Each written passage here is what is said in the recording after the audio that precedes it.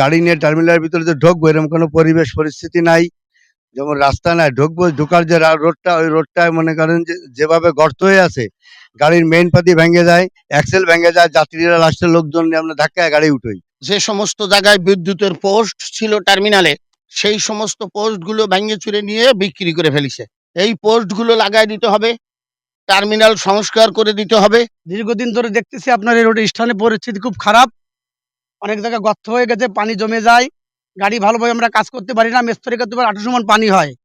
তারপরে লাইটের কোনো ব্যবস্থা নাই, বাইরে বহির্গত লোক এসে এখানে নেশাপানি করে, অনেক মাল চুরি হয়ে যায়, আমরা বলতে পারি না, নাইট গার্ডরা দেখতে পারে না, বাউন্ডারির ব্যবস্থা নাই, লাইটের ব্যবস্থা নেই। বাস টার্মিনালের যে অবস্থা, প্রতিনিয়ত শ্রমিকরা তারা আমাদের কমপ্লেন করে যে আমরা গাড়ি ঢুকাতে পারি নাই, আমাদের জন্য ব্যবস্থা করেন।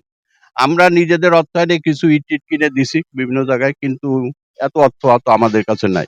আমাদের যে পৌর বাস স্ট্যান্ডটি আছে সেটা অত্যন্ত ছোট, যে কারণে আমরা ওখানে পৌর বাস স্ট্যান্ডটা যাতে এক্সটেনশন করতে হয়, এক্সটেনশনের কার্যক্রম অলরেডি অ্যাকোয়ার করার জন্য চলমান আছে। আরও 2 একর জায়গা ওখানে অ্যাকোয়ার করার জন্য আমাদের কার্যক্রম চলমান আছে।